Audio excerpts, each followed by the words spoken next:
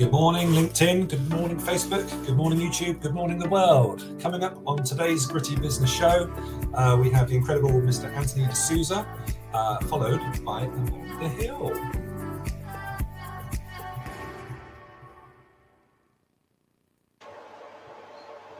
Morning, Ed. Morning, Andy. How are you? There we go. There we are. I'm trying to get my logo in the badge. Look, if I put my chest up like this, I can do my logo. How are you? Are you well? Yeah, all good. Keeping busy, keeping out of mischief. It's a cold week, but it's a good week. Running along 100 miles an hour this week. It's busy. Just doesn't ever stop. But in true Cobra style, I think it's time we should welcome the new members into the club. And we've had a few new members this week, so it's doing well. Absolutely. Yeah, it's been a busy time. So let's hit this button and you take it away first, Ed. So here we go. Fair dues. Well, I'd like to welcome to the Cobra Club Gillian Schofield, who's joined us in Quest West over at Bristol. Fantastic. Then I'd like to welcome Sarah White from Sarah White Photography, who's joined Elaine's Make It Happen Hub. Oh, that's exciting. Rosie Smith has joined us at RWB HQ. So that's it there, Rosie Smith. Fantastic. Oh, you just hit the button there, Ed. Not me. My fingers want to hit the buttons. Then we have Amanda Hill. Hey! Hi, Amanda. We might meet Amanda soon. Yeah, we might meet Amanda soon. So she has joined Cobra Express. Chris Harding's joined us in Cobra Connect, so welcome there. Fantastic. Then Tim Cooper Cox has joined Cobra Thrive. Well, welcome, Tim. And then another Tim Holmes, has joined us at Cobra Thrive. So an echo. Tim. And then I'd like to welcome Evelyn Van S, who has joined once again the Make It Happen Hub. Make It Happen Hub. And then we have Tanya Bocatigi, who's joined us at Birmingham Central. So welcome there. Zaf's doing well, bringing in new members. So welcome to Cobra, guys. Hi Tanya, nice to see you. And so guys, if you're out there, say hi, ask for a shout out, ask some questions to the guests today. We've got a couple of incredible guests on in a couple of minutes. And first of all, let's give a shout out to Duncan. Hi Duncan. Hi Duncan. How you doing? You all right? Brilliant. So Ed, I think, like I say, there's plenty going on today, but I think it's probably time we get our first guest in. So I'm going to roll this VT, and when we come back, Mr. Anthony D'Souza will be in the room. Exciting day. Exciting times. So here we go. Let's hit this button.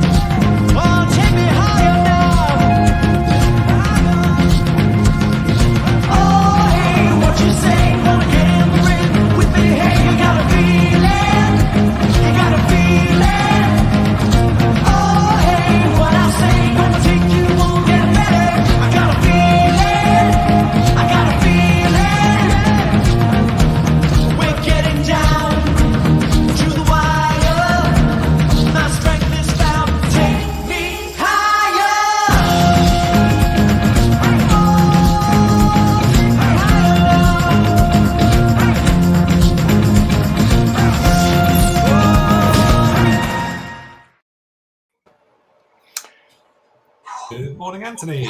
Wow, that was a very energetic introduction. You should be out of breath by now. I was dancing away in the background. Yes.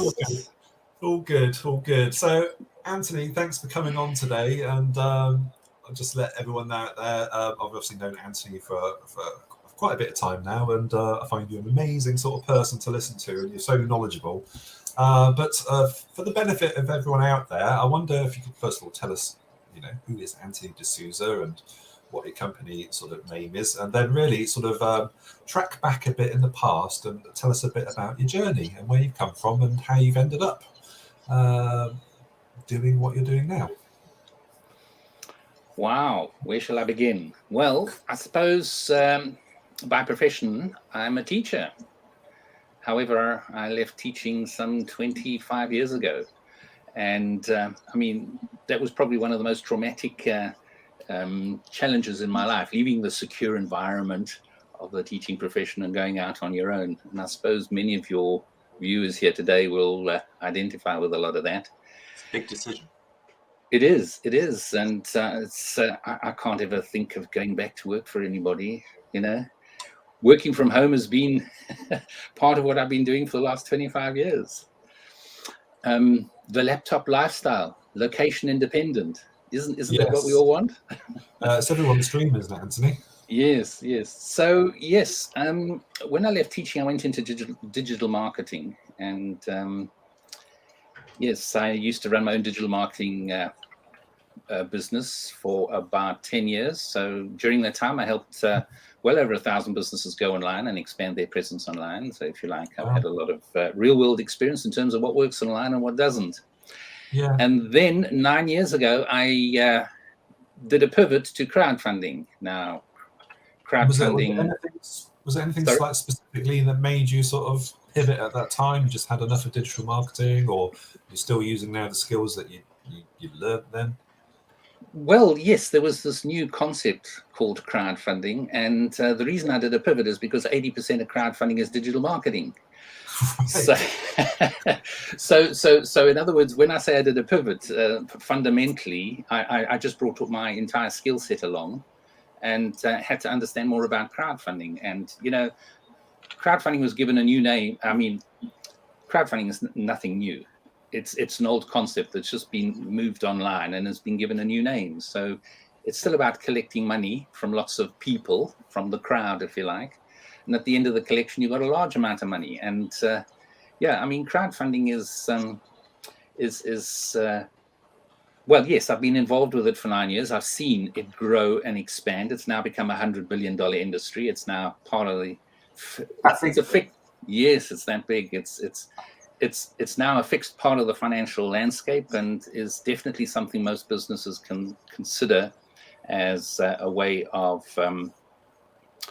raising finance. Is it regulated like other financial, methods?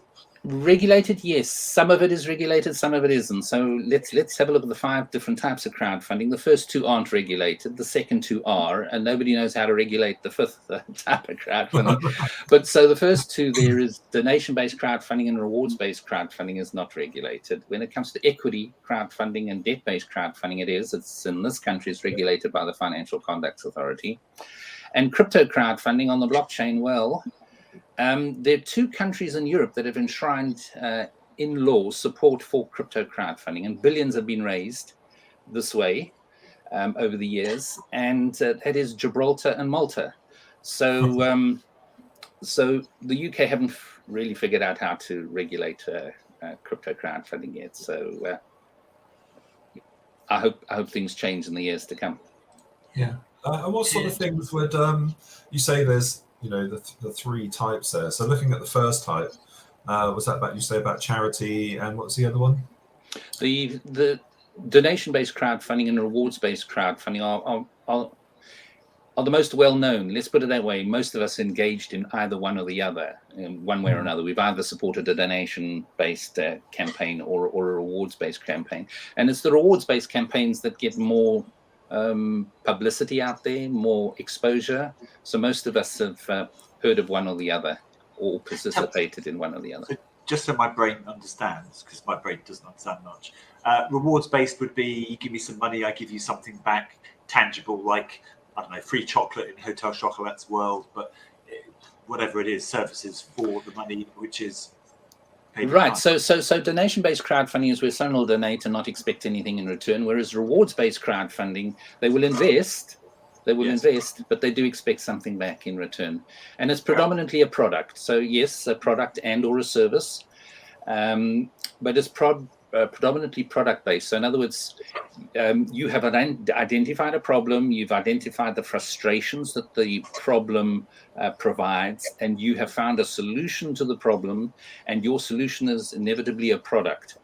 But you need money to manufacture this product at scale. So you've got to have a working prototype at that particular point before you're allowed on these platforms.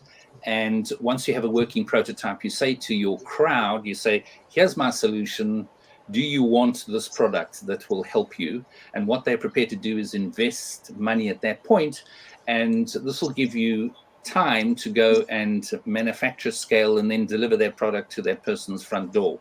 So in essence, they prepare to wait 4 or 5 months for you to deliver, as it were.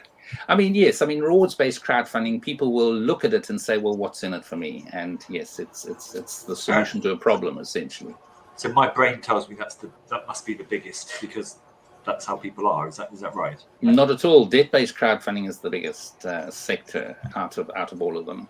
So when it comes to equity-based crowdfunding, what you're doing is you're buying shares in a business. When it comes to debt-based crowdfunding, it's like a bank. So in other words, instead of going to a bank for a loan, you go to a crowdfunding website for a loan. It's just that you get a quicker answer and hopefully a better interest rate than you would at a bank. How does it work if your business, if I start doing debt-based or equity-based, and then I want to sell my business, because now I have a lot of people who are part of that sale or have a vested interest in my business, don't I?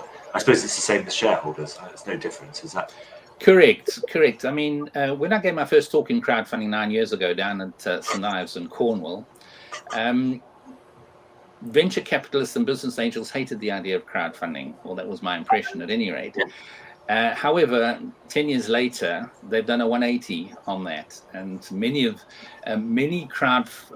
business angel associations or groups have morphed into crowdfunding platforms, and VCs are more than happy to send you off to get and go and do a bit of crowdfunding first before they will consider your particular idea or project.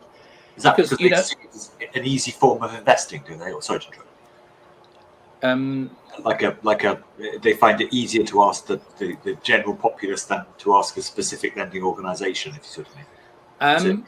I think what you've put your finger on a very important part of important aspect of crowdfunding, and that is that in my mind there are more takeaways to crowdfunding than the money.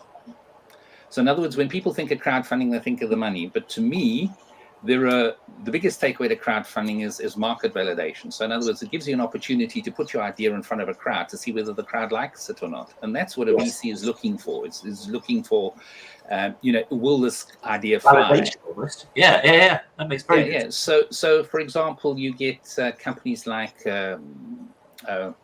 Philips or Sony or let's say Hasbro Toys. Hasbro Toys will create a toy, a prototype. They'll put it to their crowd, and if their crowd don't like it, they won't make it. So they don't have to invest money in making the toy and putting it on the shelves. Yes. And then it bombing, as it were, that nobody's going to buy it. So in other words, they get some sort of feel for what people are looking for. It's also testing, isn't it? You know, it's without paying for it. It's because the people who love your product and are prepared to invest in it will give you an honest answer if it's a rubbish product. That's very sure. And then the second biggest takeaway to crowdfunding is it's a wonderful marketing strategy in its own right. So in other words, it gives you something to talk about. You know, you're going out to your crowd and you're sharing this problem and the frustrations around the problem and your solution to the problem. And it doesn't matter whether your crowdfunding campaign succeeds or fails. At the end of the day, you've had that opportunity to tell your story over and over again. And so at the end of that experience, if you like, there's greater brand awareness. So so that to me is the second biggest takeaway. The third biggest takeaway is it's a great way to build your customer or client base.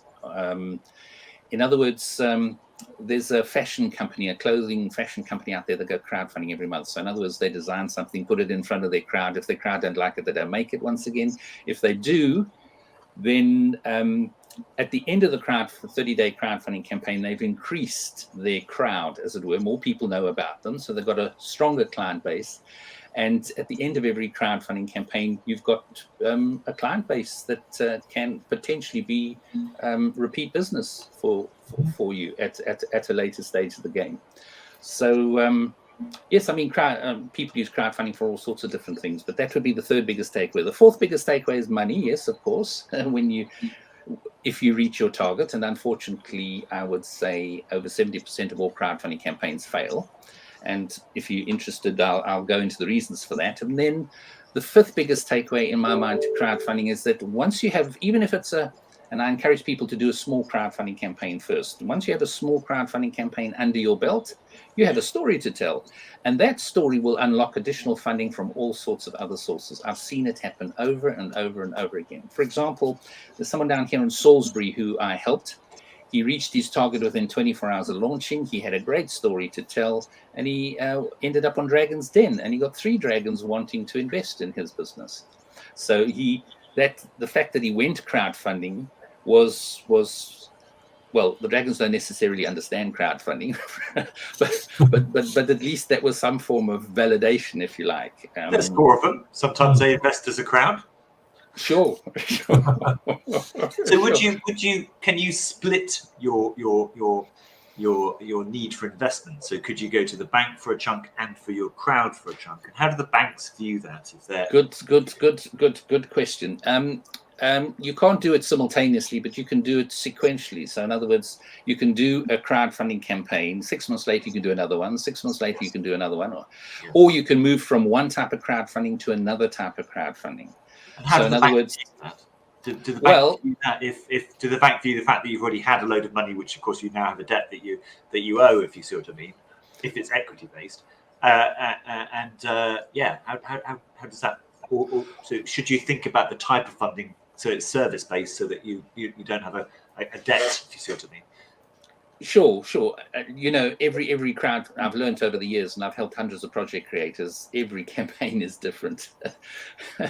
So yes, it depends on what you want to achieve at the various stages as to where it all fits in. Okay. Yeah. You should plan it quite carefully then in that respect. You don't want to spoil your chances because obviously banks might want to put a venture in your business and those sorts of things. You don't want to spoil your chances of getting a loan if you've already, in effect, had a loan from your people. So you've got to rethink about it and plan it with an expert like yourself before you go and make these decisions, I think.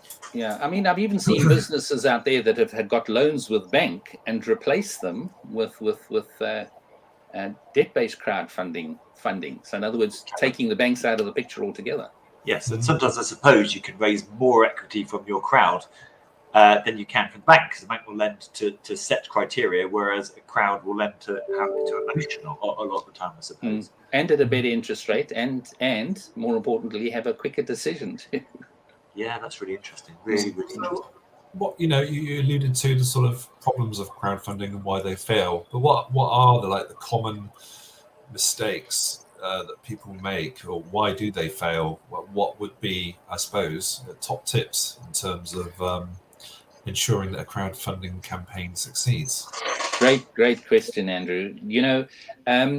There are a whole lot of success factors that you need to have in place to end up with a successful crowdfunding campaign. You need to understand what they are. You don't need to have them all in place, but you need to have enough of them in place. Yeah. And the most important thing is that 80% of the work needs to be done before you press the launch button. And that is the one thing. The other thing is to make sure that your target is achievable. I've worked with businesses, one in particular that wanted 54,000. I had a look at their crowd and I said, your crowd's not going to deliver on £54,000. I reckon you drop your target from 54 down to £6,000. They ignored me, went ahead, and at the end of the day, they raised £4,000. Now, had they set the target at 6, I'm sure they could have pushed it from 4 to 6 before the campaign closed. So a target is another thing that you've got to look out for.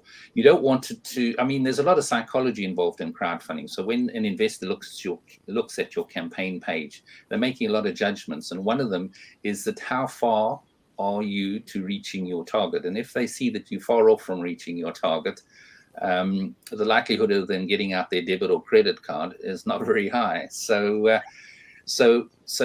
yes, so that's psychologically that you need to have your own personal crowd on side so that you can deliver a third of your target within 24 hours of launching, and that's crucial. That is that's an important factor.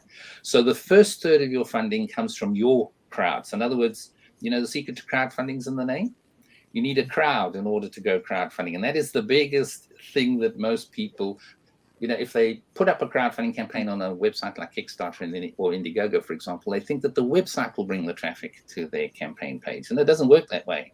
You've got to bring your own crowd along. So the first third of your crowd is your own personal connections. The second third is normally the net comes from the network of the first third. So once they have initially supported you in that first 24 to 48 hours of your campaign, you go back to them after that and say, can you please put the message out to your network? To do so, haven't they? Because they want success. That's very clever. Yeah, absolutely. So the second third tends to come from the network of the first third, and then the last third tends to come from what I refer to as borrowing someone else's crowd. So in other words, what you've done is you've found crowds out there that have been built by other people, other influencers, whether they're journalists, whether they're bloggers, or whoever. You've identified them, you've developed a relationship with them before you go crowdfunding, and then what happens is that when you've reached 2/3 of your funding, you then activate them and say, well, can you please put my message in front of your crowd? And it is at that point that their crowd will come and visit, and they'll see that you're 2/3 funding, and psychologically they'll say, right, I'm going to back this, because there are lots of reasons why investors invest. One of them is because they want to ensure that you're successful, or so if they see that you somewhere towards being successful, they'll want to back you. So that brings up another point, Andrew, about crowdfunding, and that is that strangers do not back crowdfunding campaigns. And one needs to understand that. The three crowds that I've described to you, the first crowd know you, so they're not strangers. The second crowd don't know you, but they know the first crowd. And then the last crowd, well, they don't know you, but they're being endorsed by the leader of their crowd. That's clever. Yeah. That's very clever indeed. It's interesting stuff, isn't it? And really. Yeah. Zaf wants to know, good morning, Zaf, by the way, who could qualify for crowdfunding? Anybody? Anybody. I mean, the idea has to be crowdfundable, yes, and it depends on which type of crowdfunding as well. Depends on where you want to start and how much you want to raise, because out of those different types of crowdfunding, the average raise in the donation space is £2,000. The average raise in rewards is between 20 and 30,000. The average raise on equity in this country, the UK, leads the world in equity crowdfunding, and that is anywhere between $250,000 plus, and so on. So it all depends on how much you want to raise as well, and where you want to start in the crowdfunding process. Brilliant. So, Anthony, if I was new to all this, what would be, and I wanted a top tip to sort of begin this process, bear with me a second, what would your top tip be?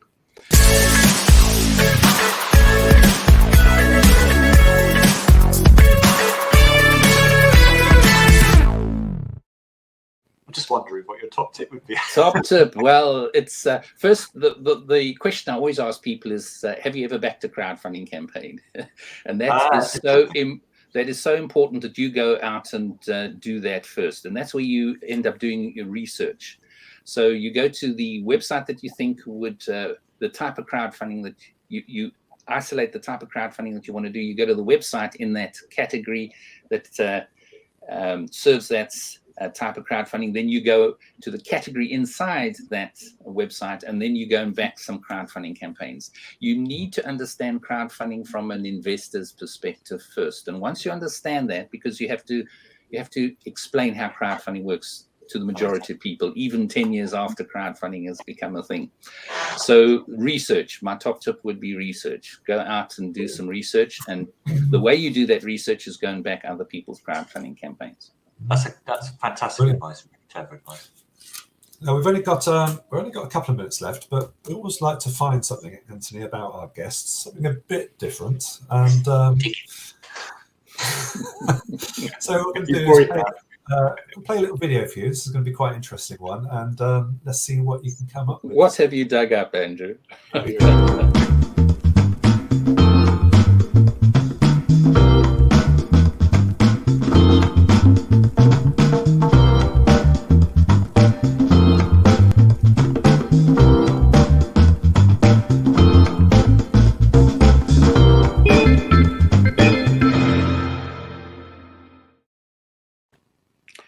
Andrew, I missed the first wording, believe it or not. Inspiration. Who is your inspiration? Person-wise? Person-wise, yeah. Oh, right. Whatever inspires you. What gets you out of bed? What keeps you going? Now, an ex-teacher must tell me that it's a teacher, I'm guessing. No. In my mind, the person that has provided inspiration over the years to me has been someone who I refer to as a business philosopher, or has been described as a business philosopher, and that is Jim Rohn. I've heard of Jim Rohn. Have you been to his conferences and those sorts of things? Or no. I'm very jealous of my brother. He's actually met him, but he's passed away now, unfortunately. But Jim Rohn, he has the incredible ability of taking something complex and explaining it in very simple terms. He's brilliant at that. One of my favorite quotes from him is, either run the day or the day runs you. And it's spot on right, absolutely spot on right. Correct. That, get on with it, get yourself sorted out, and then make the day happen. Don't just react to the day, because you don't actually move forwards. You just stay still. So it's switched on guy.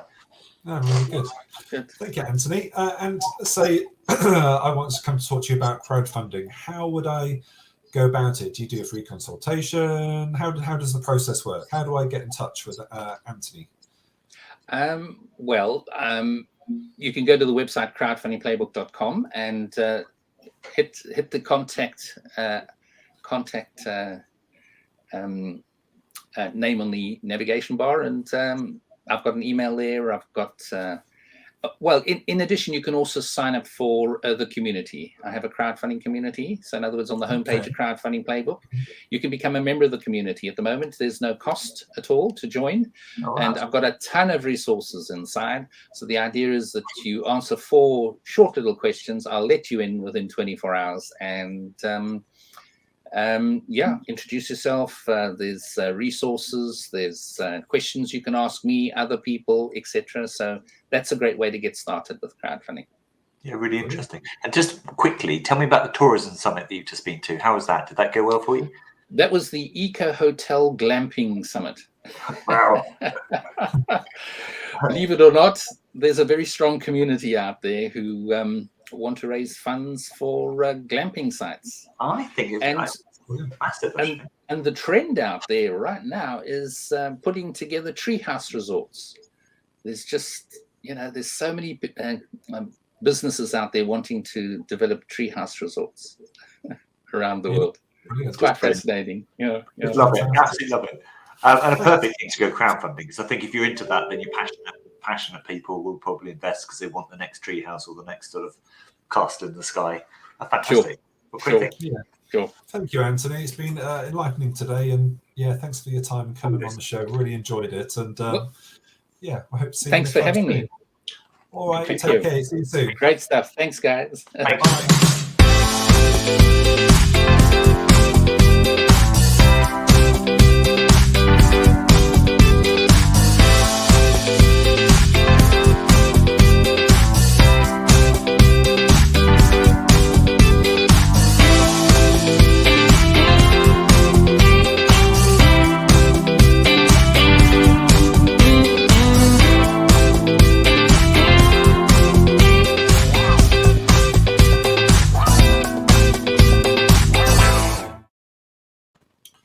Wow, that was good, Ed. I really enjoyed that.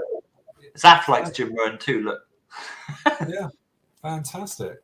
Really good. So just quickly before we get our next guest in, there's just a few things I want to run through. The first is Jerry Walsham's estate planning advice session at the Cobra Club, which is every Tuesday at 10:30 to 12.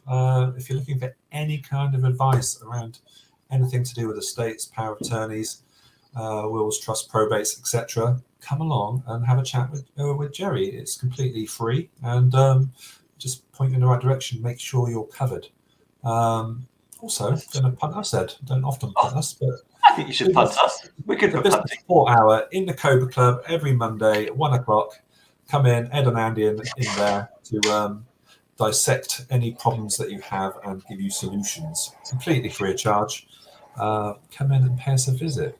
I want to ask you a question quickly, Andy.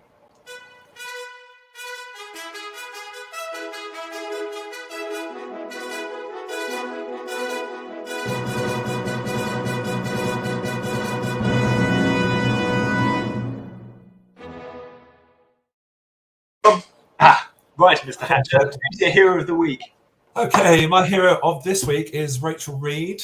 Hello, Rachel, if you're watching. If it's an app you need, call Rachel contact Reed. Rachel Reed. So Rachel is tackling her fear of public speaking, and by doing so, she signed up to a public speaking course. So she's actually going to see it through. And so, you know, she's courageous, tackling her sort of fears or phobias in a constructive way. And tonight she's going to be presenting at Meet and Talents, one of the best networking events around, from 7 o'clock It's tonight. the best, not one. And tomorrow she's going to be presenting at Cobra Connect. So we're going to, Rachel's going to be on point, delivering and tackling those demons and public speaking for the first few times, really. So well done, Rachel. I'm really impressed, and we look forward to talking to you tonight. Just quickly, I just want to also mention, whilst the LinkedIn Live show is on, at the Cobra Club, we have Mr. David Lockett, who does the Investment Lounge. I came out of the club today. There's loads of people in there talking about investments. Great place to come along and ask those questions. There's no silly questions when it comes to investments. There's all sorts of people in there for all sorts of reasons, and it's just a great place to go and share knowledge and advise anyone who's thinking about investing in things just to go along and check it out. So that's really good. You know, when we're doing this the Gritty Business show, who is it who does all of our great marketing and material and those fantastic videos? Right. Actually, I've got a little video that explains that. So let's hit that video. Let's press that button.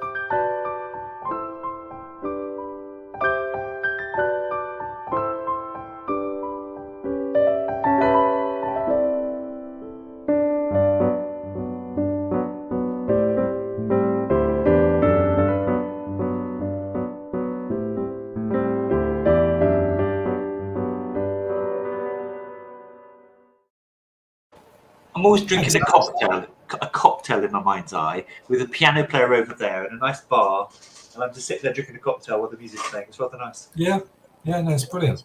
Fantastic. Thanks, Hannah, for doing all our graphics. And before we get our next guest in, Ed, there's one very important question that I need to ask you for this week.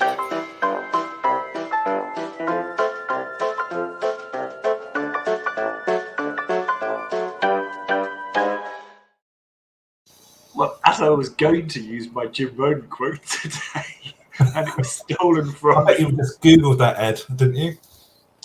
No, I had it up. I promise you. I had did it up. you? Right. That was going to be my wise words of today. It was just bizarre that it was there. I'm not that quick at Googling. Have you got any more wise words, or is that it? I do, but I'm gonna refer to probably one of the wisest people in the world, Jennifer Lopez, for one of her fantastic quotes, which is really cool. One of the things we come across is people who don't have self-belief in what they do. And a really good example of that is Angie D'Souza, who has self-belief in what he does.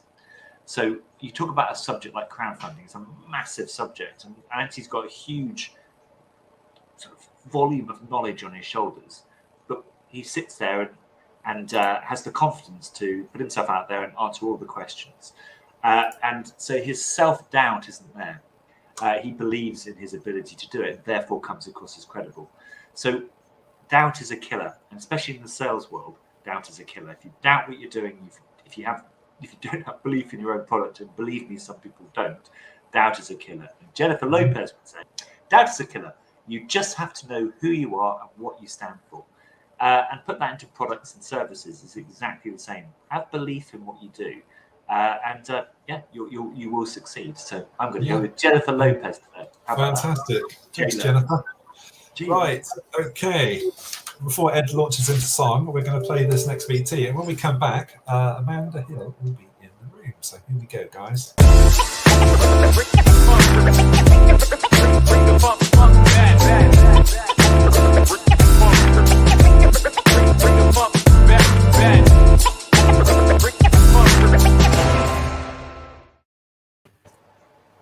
As if by magic. Hi, Amanda. How are you? Good morning. I'm very well, thank you. You've been very patient sat in the green room. I've noticed all the olives and all the pretzels have gone. And I didn't have a glass, but I do have a can of something. Got to have a can of something. Fantastic. Great to have you on the show today, Amanda. And I've only known you for a little bit of time, but my impression is forming that you're a bit of a entrepreneur, sales guru, e-commerce specialist, and you've got your own Idiva limited company. Fantastic. So I wonder if we could start by knowing a little bit about Amanda and where she's come from and a bit about her background before we lead into Idiva. It's Idiva. It's Idiva, but that's Idiva. We had this conversation about 4 minutes ago. Idiva. It's cool. Who am I?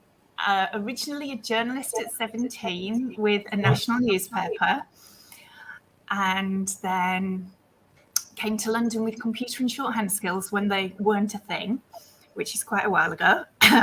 Computers came in the year behind me at school, and I spent an awfully long time in the city, which was really not a me thing. And when I escaped to go and run my first ever business, I used my money from Merrill Lynch, big national bank, to set up an event company and explained the glitter I was always covered in, saying I was training to be a go-go dancer. Right. As you do on a trading floor, and I'm sure they'd seen many, bless them. I've seen The Wolf of Wall Street. I know what went on. I saw that documentary on how people behave. And some, believe me, and some. What I did as the business, what I did to grow the business became the business. And I got a timely reminder last night when I got home that I need to renew a 10-year trademark for the Social Media Cafe, which I trademarked 10 years ago, because social was becoming the way to promote anything and everything. And I would sit curled up next to a radiator writing stuff and putting it everywhere to see what worked. So doing that became much more scalable and much more worthwhile to me. I've always been able to write. I was one of those dreadful children that could write anything half an hour before the lesson and get a decent mark for it, much to the chagrin of everybody around you. It's a skill. But I didn't know it was a skill. I didn't realise that everybody couldn't do it. It was just something that was easy to me. The social stuff, spent an awfully long time working with an awful lot of people, from one-man bands to big corporates, speaking, helping, training in-house. Also head of social for a crowdfunding company at one point who found me on LinkedIn. Wow. So I was listening. Absolutely, I was listening with knowing exactly what your last guest was talking about. Absolutely. And then, about 8 years ago, one of my clients came to me and said, Amanda, we want to sell whatever it happened to be. Will you teach us? Because I love teaching. One of the things that I was doing, I took myself off and did a teacher qualification because I was teaching so much. I wanted to be doing it properly. And so I went off to learn how to do it, fell down every rabbit hole, have managed 7-figure sales for my own business and taught other people to do the same. So it is about understanding your audience and helping them to buy. We don't sell anymore. We help them to buy. It's a very different world. So in a nutshell, that's kind of potted history of where I've ended up with a few other things along the way, obviously. So companies that you work with now, are they small, larger? How does it sort of, I mean, is it everybody and anybody, or do you specialize in mixture, certain? and I'm changing what I should be doing. I moved to a 2,500 square foot warehouse the November before the world completely, we'll use the word change, shall we? Is that a good word? It's a seismic shift. So obviously, everything I was doing, all my outgoings went through the roof. My husband was sick. So 7 years ago, he got throat cancer, and I pulled everything back to home. And then when he got the all clear, I went into a retail premises on my doorstep and took another one around the corner to do the training and the consultancy from. Wow. Which was probably one of my biggest mistakes, because retail is not a place anybody should be doing lightheartedly. And it just took my focus away. It was great to test products that I was doing online, because that's absolutely where you scale your sales. But it absolutely is not a great place for using your time wisely. So when I had the opportunity to move here, it's huge. I have a training room. I have my own office, which, as you can see, I make my space because you spend so much time here.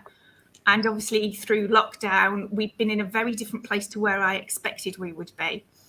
I expected we would be training in-house here and going out consulting, with the downstairs being used as a prep centre for anybody selling on eBay, Amazon, anywhere else, for that matter. And we do some prep, but that's select people who I say yes to, rather than going out to the marketplace.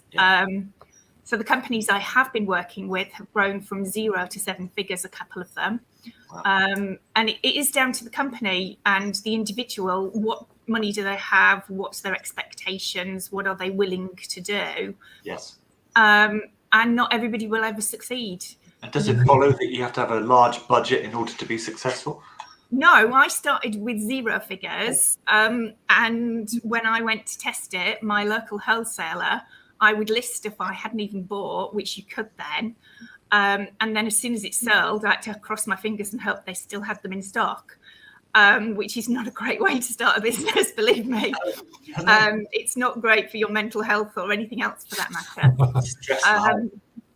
Along the way, I've learned so much. I have software that shows me what sells. I can check out competition. How many have they got in stock on varying platforms? What is the trend for the selling prices?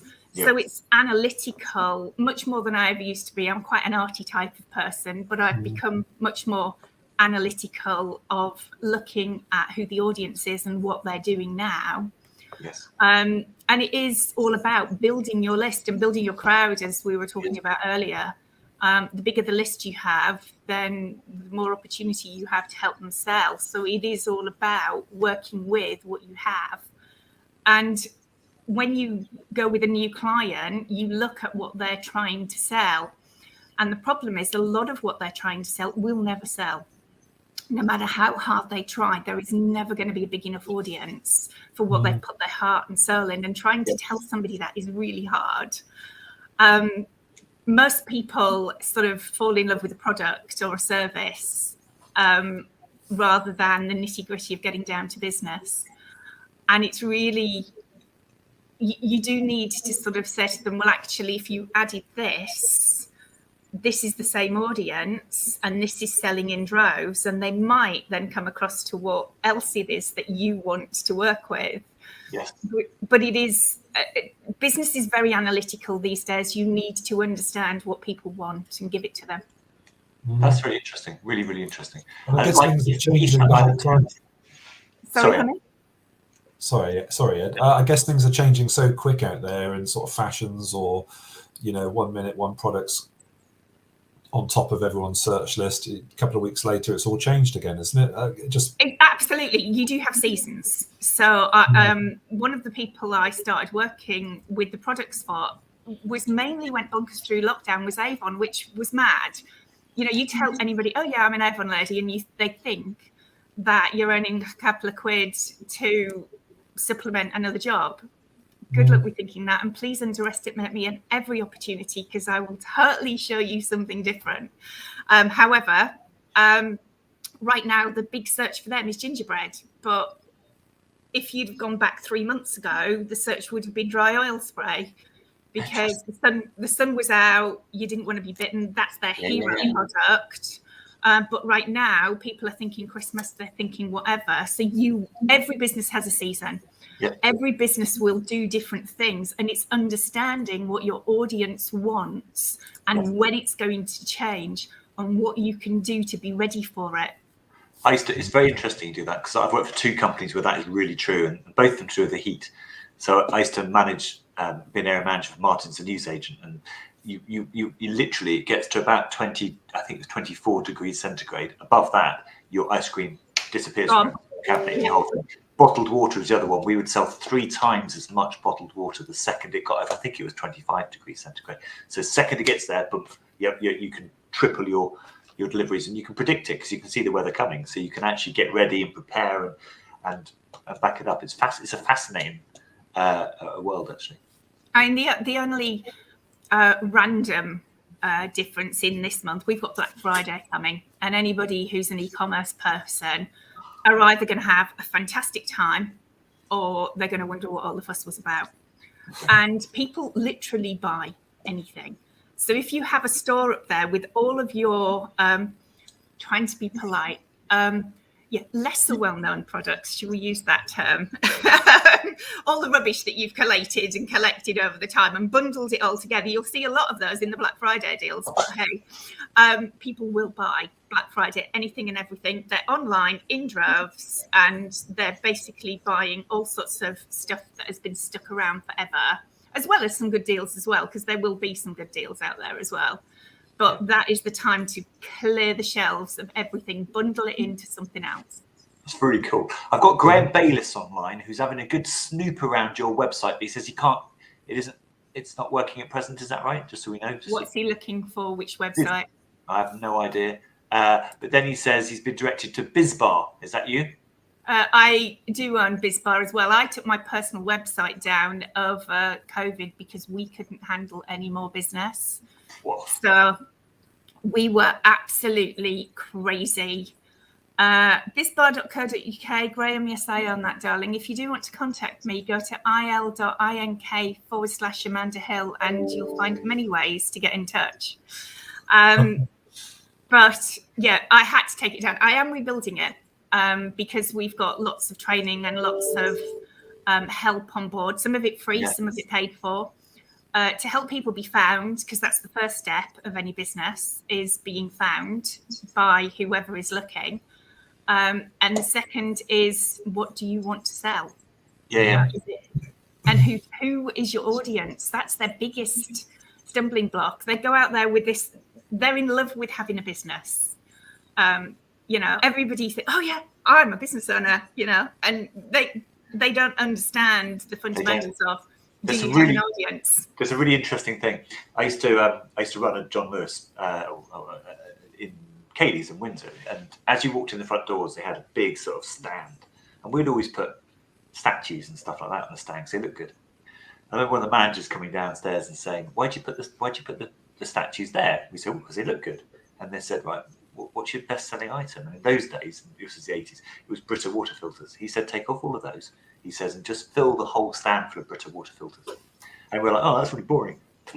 Couldn't fill it up quick enough because everybody walks in, picks up the best-selling line. It's that sort of like, it's not what you think, it's what your customers want, isn't it? And then what you do is you put your slowest selling line behind it, or a link line behind it, and they go too.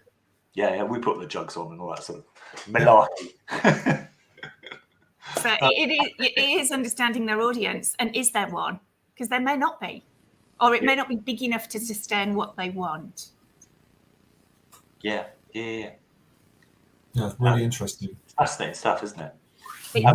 So if I wanted to sort of talk to you about my business and increasing it, what would be a sort of process that I'd go through? Would I get in touch with you and And tell me how someone would sort So of. I'm literally just about to put that out, but we're going to give a 45-minute free consultation for anybody who wants to sell anything, be it goods, service, or whatever. Yeah. And we'll help them formulate a bit of a blueprint of what they need to do. So are they going to be found online? Where is their audience? What do they need to be showing? Do they even need a website? Because we took ours down because we didn't. Most of the people that we know are word of mouth. And Andrew, you're really interesting because you suggest everybody connects on LinkedIn, whereas I would tell you that probably 90% of the people who find me on Facebook in a group or other that I've helped out or whatever, although I am obviously on LinkedIn and do well and get found on LinkedIn. But yeah, contact me, book a consultation. We'll give you a chat through of where we think you should go, what you need to do, if we can help, if not, who we can recommend. Because there's plenty of people out there that do bits that people need, and they're all very different. You know, I'm very good on different things online. I've gone on TikTok despite not being the so-called demographic for TikTok, and oh my goodness, the traffic from there is off the scale. Yeah. And all I ever do is put a lipstick on or show how to put a mascara on or whatever. And me and makeup, really? You know, the most I ever did with makeup was have it in the glove compartment of the car to put on at the lights when I'm going to a meeting. And yet I've sold 7 figures of it. So Absolutely amazing. Amanda, if you were chatting in a forum and someone said to you, "Listen, Amanda, I'm starting my business. Give me some top tips to get going." Bear with me. What would be the top tip that you give me?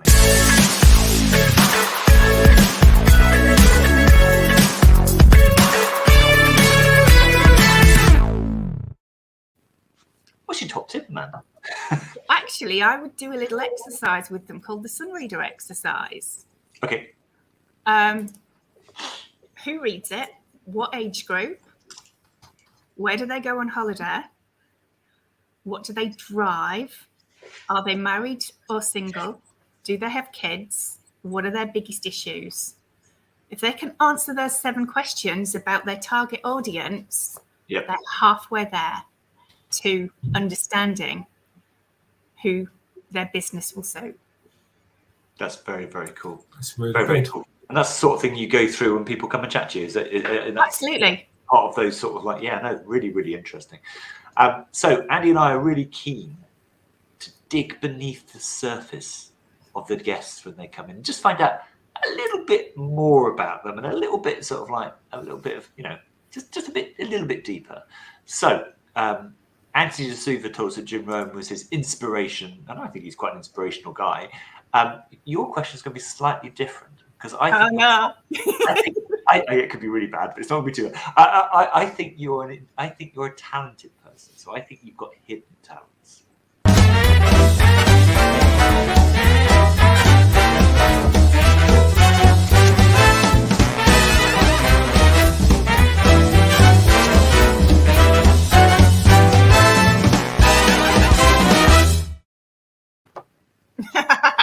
That's it for my video pressing button, by the way. I have it. I love it. It's They're good. good. Okay, hidden talents. Oh my goodness. The funny thing is about this is you could say anything, we'd have to believe you, which is really quite cool. Oh, you know, I could juggle 12 bowling balls. You know, it's like because I was in the event world and I did balloon and event decor and whatever, I went and learned every skill that was necessary for what we did. Because if you ever get let down, you know, an unhappy customer will tell the world, and that's your reputation that's straight down the pan. and that is the term they use in balloon, isn't it? In balloon making, it is. They do, yeah. So one of the things I did learn and go and do was balloon decor, and I'm a qualified balloon artist. Seriously. Which doesn't actually mean that I can make a dog. As it happens, I can. But yeah, I can do big event decor. Oh, I just love that. Yeah. That's fantastic. Fantastic, isn't it? And everybody just gets you in. Could you just come and do my balloons? Which, yes, I could. And all of my kit is downstairs in the cupboard, which only ever comes out for friends and family. So I do occasionally get asked to go and do, and occasionally I might. That's very cool indeed. Brilliant. Thank you, Amanda. It's really great to have you on the show today. We are, we're out of time, full stop, we've gone way past, but always good. So I just want to very quickly recap in terms of contact details. I presume everyone can get a hold of you here. They can. Fantastic. And thanks for coming on the show today and imparting your sort of knowledge. Sort of learned a lot, really. And it's simple, if you're going to go out and do e-commerce, speak to someone who's done it already and been successful at it. Go and contact Amanda here and come and meet her at the Cobra Club. Absolutely. Absolutely. Yeah. Come and get involved. It's we've got a big community full of amazing people, amazing energy, and people who give free help and advice as well as paid for. And it's at the Cobra Club. That's what we do. So come and get involved and come and meet Amanda. Thank you so much for your time. My pleasure. Thank you, Amanda. What I'm going to do, Ed, we're going to go straight in to the weekly events. So we're going to say goodbye to Amanda and we're going to kick this off now. Okay. All right. See you, Amanda. Bye. Let's kick the week off with Monday Motivation. Every Monday, 9 till 10 with Ed. Come along, get involved and fill your diary and get yourself busy. Fantastic. Well done, Ed. Next up, Christie's Virtual Coffee Club every Monday from 3 p.m. to 4 p.m. Come and join Christy with a cup of coffee. Then you can come and meet our emotive marketing expert, Hannah Matarazzo at Cobra Creative every Monday, 4 till 5. Come and get involved. Brilliant. Then it's up Mr. 00 Heaven himself, Mr. Zafran Khan. Monday Mayhem, 7:30 p.m. to 8:30 p.m. every Monday evening. And then on a Tuesday, start the day with a smile with Judith West, Quest West Business Networking, 10:30 to 11:30. Come and fill your diary again. Next up, Tantalising Taylor, Mrs. Yvonne Taylor, the business fairy godmother, the missing piece of your jigsaw, every Tuesday from midday onwards. And then you can come along and join Victoria at the Cobra office, 1:30 to 2:30, business networking. Come and fill that diary again. Fantastic. Then we have Katrina Ellis with Titan Troubleshooters, the troubleshooting business woes every Tuesday from 4 p.m. to 5 p.m. And then one of our new clubs really making an impact, Make It Happen Hub with Elaine Atherton every Wednesday morning at 9 till 10:30. Brilliant. It was on Elaine's podcast yesterday. It was good. But next up, Beverly Lockett, #1 Amazon best-selling author, running the Hive Mastermind every Wednesday from 2 p.m. to 3:30 p.m. And the big one, come along. Even if you're not a member of the Cobra Club, you can come to this one. Book it on Eventbrite, 7 till 9 every Wednesday. The mother of all network meetings, meeting talents. Brilliant. And then tomorrow morning, Cobra Connect from 10 a.m. onwards. So come along, Cobra Connect in the Cobra Club every Thursday morning. And then join Chris Mason at Cobra Strike, weekly at Thursdays at 1 till 2 o'clock. He's a bowling avid person, hence the 300 Club. Brilliant. Next up, Louise Montblatt with First Thing Friday down on the South Coast, down in Dorset. So if you're in that neck of the woods, log on and come along to the event. Oh, and then come and fill your tummy up with your full Welsh breakfast with Shane Yates, the Welsh business networking guru, 9:30 to 11 o'clock every Friday. Then up to Glasgow with Alan Cannon from Cobra Express, business networking event every Friday at 2 p.m. And then finish the week with a smile. Wind Down Friday with Sharon Ritchie, currently covering reception at the Cobra Club. Thank you, Sharon. Every Friday, 4 till 5:30. We'll see you there. But where is there, Ed? Well, there is the Cobra Club. So www.thecobra Club. And I'm just putting Amanda's link up there, which was on her thing too. So Amanda Hill UK, you can have a look at that. It's the Cobra Club, Andy. It's www.thecobraclub.co.uk. If you pop along to the Cobra Club, the very first thing you can do is book a virtual tour. So whether you're a member or not, book a virtual tour.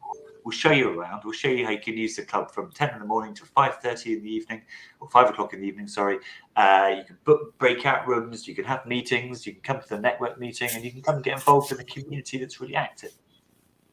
Brilliant. Let's make it happening, Ed. Let's make it happening, or even happen. Anyhow, right. It's been a great show. I'd like to thank all the guests today. We're rapidly past running out of time. And just been fab having Amanda and Anthony on the show. I learned so much today and can't thank them enough. So thanks, everyone. We'll see you next week for the show. And who have we got on next week? We've got Shane Yates and Warren Milburn. So that's going to be good fun. Sounds exciting. So, brilliant. Okay, guys, over and out. We'll see you next week. See you soon, guys. Now you're watching me, yeah, all eyes on me, 'cause I've been living the good life. So come fly with me into my fantasy, and we be loving the good life, good life.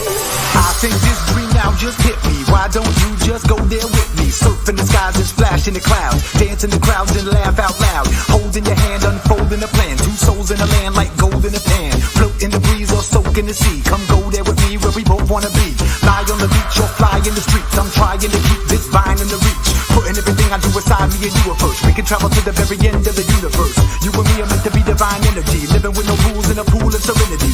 Come be my fantasy, go away with me. Lock us up in a dream and throw away the keys. Come on, live this up now. Good life, good laugh, good love now. Come on, live this with me. Good laugh, good love, we live free. Come on, live this up now. Good life, good laugh, good love now. Come on, live this with me. Good laugh, good love, we live free. We need to rise with these new eyes. Pull the disguise off of these blue skies. Lights in the city reflect off the shoreline. When you're living this life, you want more time. Rewind the time, align planets. Ride this comet to a new dynamic. Your eyes on me, mine on you. Living the good life, we do what Now we you're want to. watching me, yeah,